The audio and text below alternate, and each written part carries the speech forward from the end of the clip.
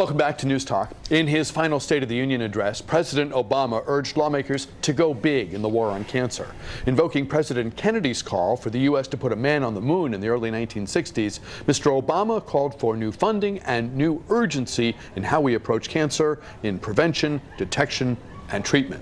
Dr. Michael Atkins is a medical oncologist at MedStar, Georgetown University Hospital, and a cancer researcher at Georgetown University Medical Center. He joins us now. Great to have you here. I know you've been in a plane all night. Thanks very much for your time. It's good to see you. It's great to be here, Bruce, and it's great to have the opportunity to talk about this. It's an issue that affects every family. I mean, we can say that without fear of contradiction. Sadly, it is an issue that affects all of us, or so it seems. When President Kennedy said we should put a man on the moon and bring him safely back to Earth, that seemed tantalizing and hard to imagine.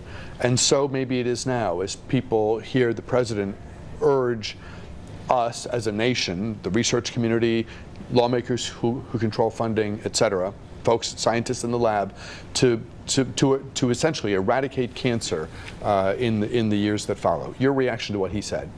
It was welcome news. We're really at an inflection point in our battle against cancer.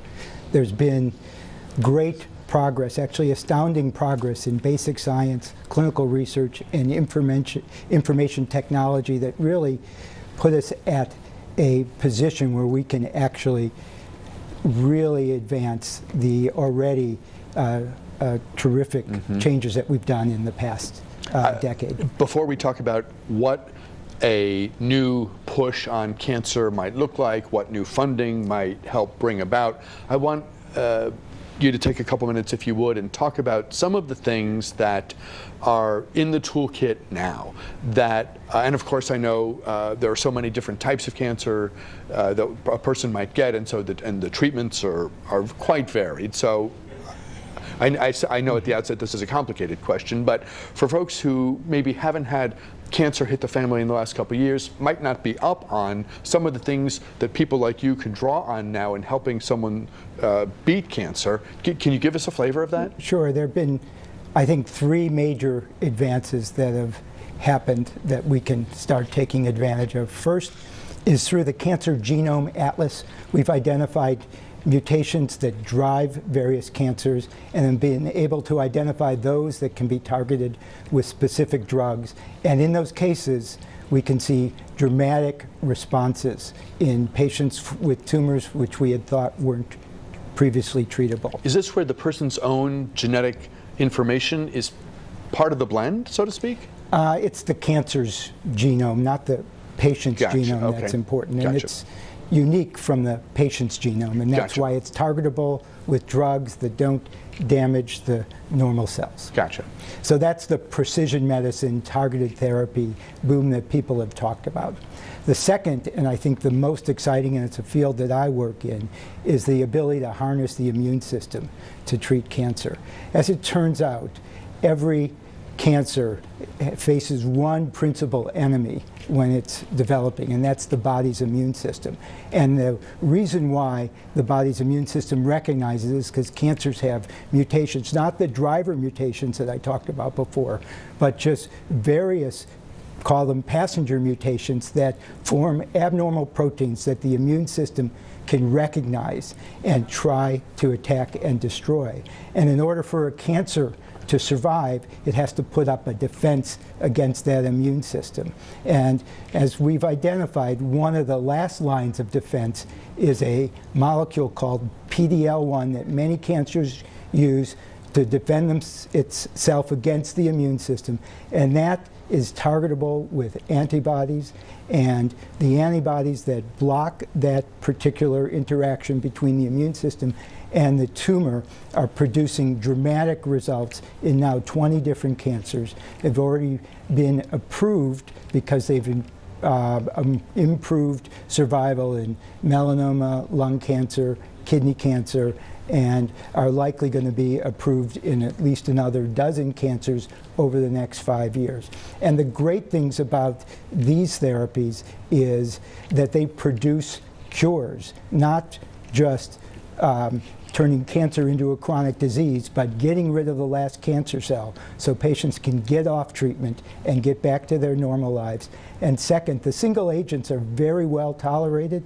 They don't cause much in the way of other toxicities, and so they can be combined with other therapies in order to improve outcome. And we've already seen that combinations of immune therapies can produce better results in the single agent. That's exactly what I was getting ready to ask you about next. We so often hear about people for whom the ideal course of action is that combination therapy, often chemo and radiation, depending on what it is, but I know other combinations depending on the type, the timeliness of detection, and so on. So that is, I guess, a key element of your thinking as you approach the best possible treatment with an individual patient. Right. So we learned back in the 1960s and 70s that combination chemotherapy could produce dramatic results in cancer patients, but it wasn't curing most cancer patients. It was only a minority with a few different diseases were seeing dramatic results. Combination molecularly targeted therapies, those targeted therapies have been difficult to create, but there are some examples in melanoma where I treat where combinations are clearly better than single agents, and in some patients it looks like their disease is going to shrink, and after some time you can stop the treatment and it doesn't come back.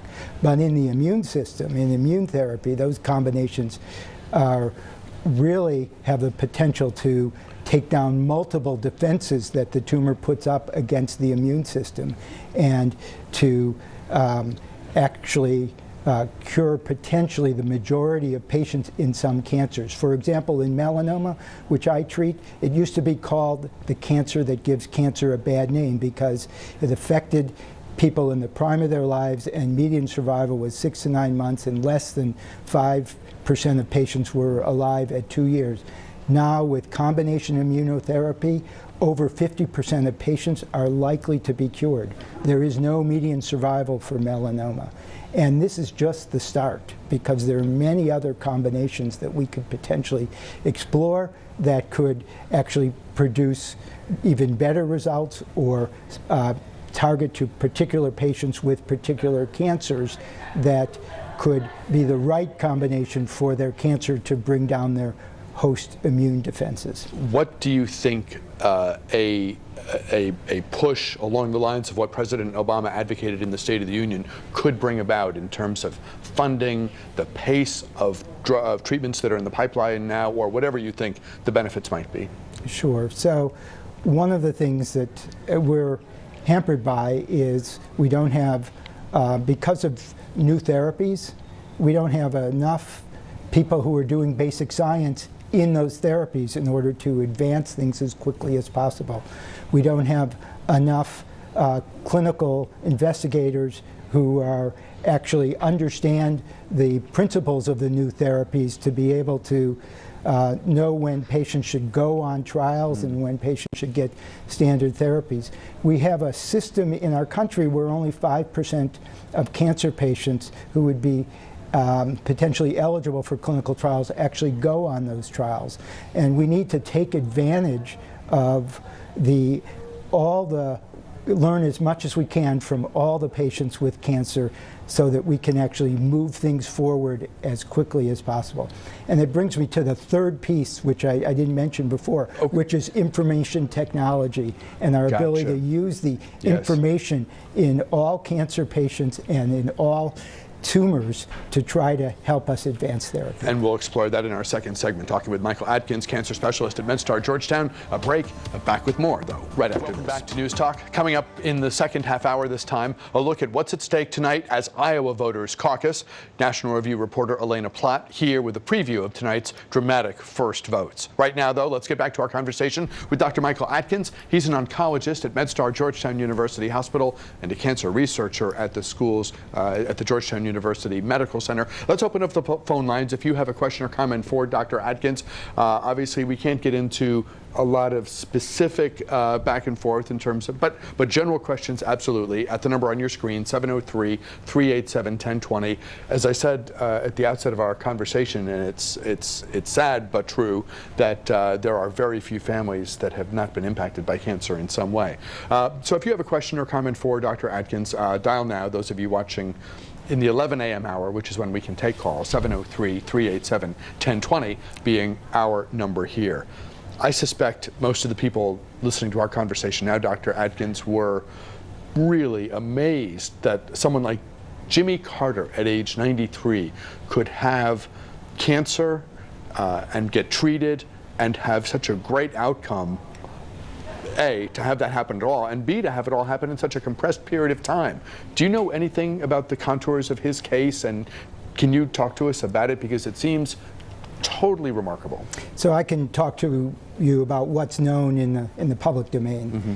And so Jimmy Carter had melanoma. I didn't have a history of having a melanoma on the skin the way most melanoma presents. His was what we call an unknown primary and presented with an abnormality, a metastasis in his liver, which was diagnosed as being melanoma when he underwent surgery to remove the abnormality in his liver, and the pathologist looked at it under the microscope and saw that it was a melanoma, and then they did what we call staging to look to see where else it had spread, and it, according to the news reports, had spread to areas of his brain, right, and small lesions in his brain that could be targeted with very specialized type of radiation, which we call stereotactic radiation, or can be called a cyber knife, which only radiates where the tumor is, doesn't radiate the normal brain. You come at the lesions in the brain from, let's say, 1,000 different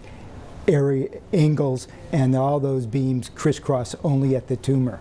And that allows for much higher doses of radiation to the tumor while sparing the rest of the tissue. Can be very effective in brain metastases. And then after that, he was put on one of these immunotherapy drugs that block anti-PD-1.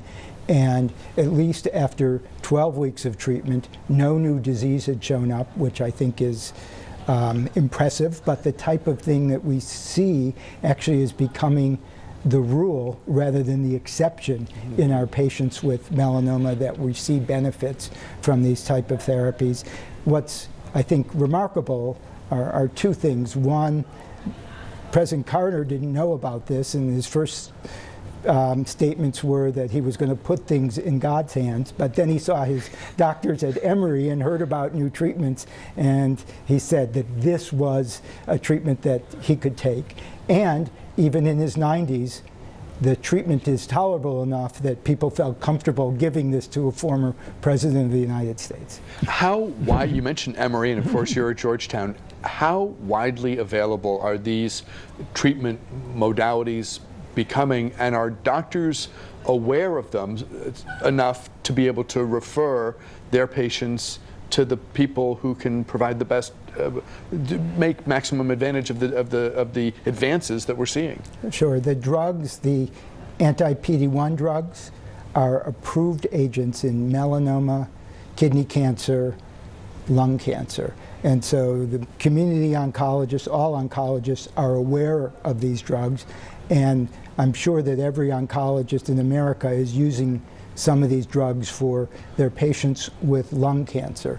What I think they may not be fully aware of is how these drugs work, and what to expect from them, and how these are just the tip of the iceberg, and how much additional progress we need to make, and we actually can make through the research studies that we're doing.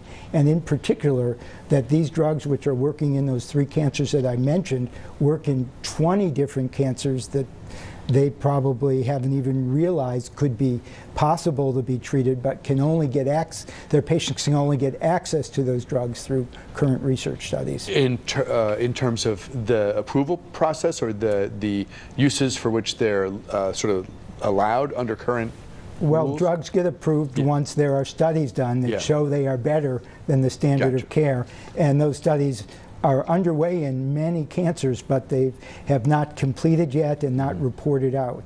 And the studies also suggest that there's ways of improving upon those results by giving combinations. And there are a lot of unanswered questions that we are really poised to answer in melanoma and kidney cancer and lung cancer and other cancers that we still need to do research in order to do. And President Obama's announcement will coordinate the cancer effort through, hopefully, Vice President Biden's leadership so that we can actually do those studies more efficiently, identify ways to get those drugs approved and in community oncologists' hands and patients' bodies more quickly, and that we learn when to give particular treatments to particular patients. At the beginning of your remarks, you said there were 3 major advances. Did you want to say more about the third of the 3? I didn't want to short circuit, given that all of this is so exciting and so promising. So everybody knows about how we can now use computer technology to manage mountains of data that we never were able to potentially use to our advantage. And the same thing has happened in oncology. So we can, through the Cancer Genome Atlas, not only do we have a list of mutations that profile particular cancers, but we also can look in the tumor microenvironment where the immune cells are and find what cells are there and what their functions are and whether they recognize the tumor or not. And we can get all that data out of analyzing the tumor.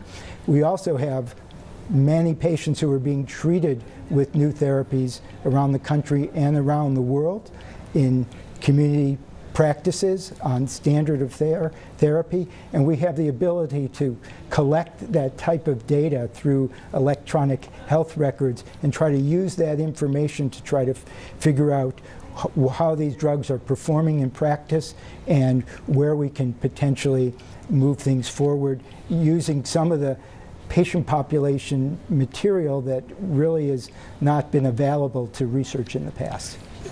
To what extent have these advances transformed the obviously difficult conversation that folks like you have probably had innumerable times when someone gets the diagnosis and it's the dreaded C word, and you know, depending on your age and general outlook, you might think, oh, it's over, it's the end, it's cancer. Have these, I mean, and I know you don't want to hold out false hope and you don't want to make promises. There's still uncertainty in all of this. But have these advances transformed the conversation and the approach when cancer strikes? Absolutely. In my clinic, when patients come in and we used to talk about things that we hoped would work, now we see things that are more likely to work than not, and actually produce cures, which I define as stopping the treatment and having the cancer never come back. And so giving patients the hope of that actually happening, and not just false hope, but realistic hope, I think changes the conversation.